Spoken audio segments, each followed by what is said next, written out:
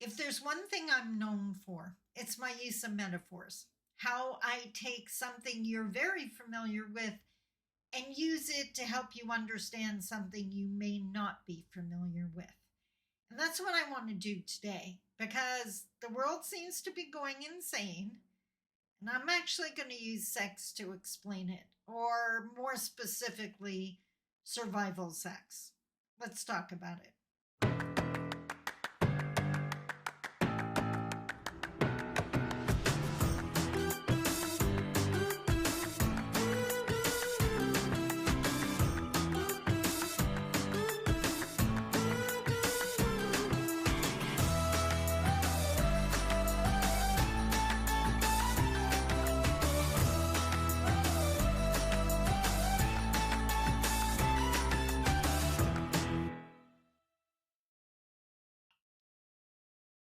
Bonjour.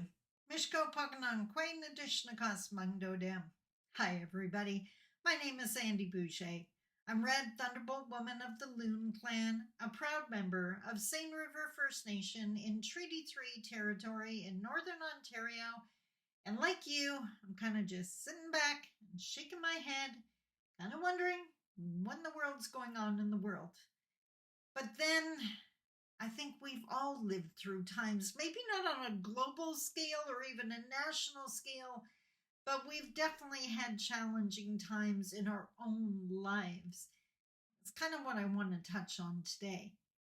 As I mentioned in the opening, I wanted to refer to survival sex today. Now, a huge part of me hopes you have no idea what that is. But what it is, for the people who understand or have experienced it, it is sex that you have to guarantee your survival. And I can honestly say there have definitely been times in my life where survival sex happened. For example, in a relationship where if you said no to sex, you're going to get booted out on the street with your kids, you're going to say yes. That's survival sex. You're doing it not because you want to, not because this is your profession, for those thinking that from the sound of the term.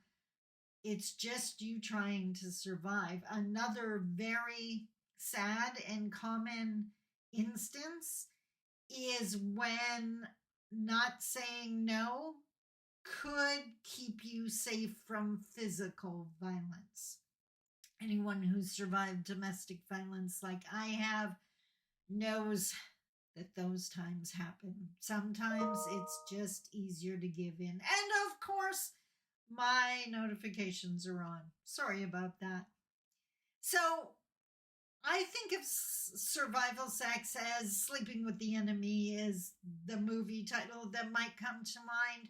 Or one other phrase that is super common for a lot of people would be making a deal with the devil. Survival sex guarantees exactly what it says, that you survive. But let's be crystal clear here. It doesn't feel good. So why am I sharing that today?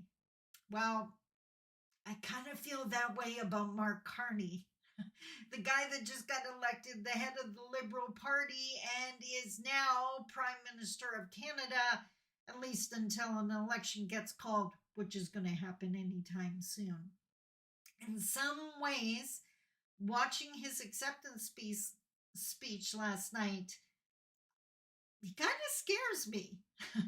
But the reality is that's who I would have voted for if I could have got past the verification process, blah, blah, blah, because I believe he is our best bet to fend off Poilievre and the progressive conservatives, and they most definitely scare me. But I can't help feeling like it's the least of two evils.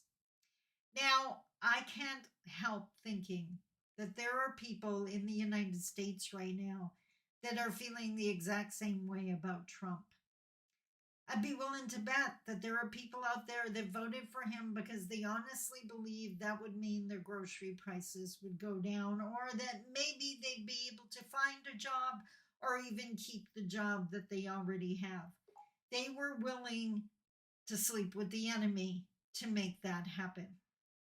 But in the end, in all of those cases, every single one of us realized all we actually did was sleep with the devil. So I hope you keep that in mind. I hope there's a lot less judgment and a lot more attempted understanding when people have to make tough decisions. Like I was saying with the back-to-back teaching, ask them why they made the decision they made. What were they scared of? How overwhelmed did they feel? How isolated did they feel? Any single one of those things could apply. Just keep it in mind. And I do want to end this video off on a positive note.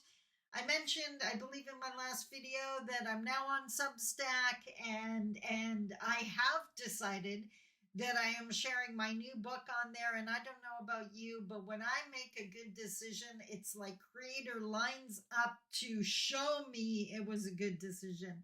I release an excerpt out of my book I will be releasing them every Monday to my email list. Get on my email list.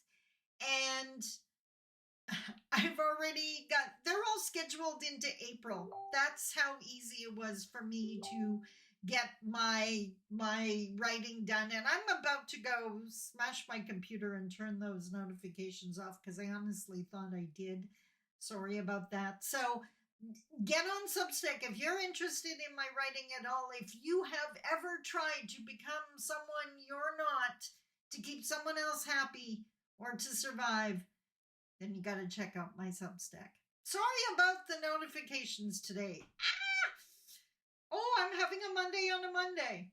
I just realized it's a Monday. You're seeing this on Tuesday. I'm shooting it on Monday. That explains so much. Until tomorrow, I love you. Take care. Bye-bye.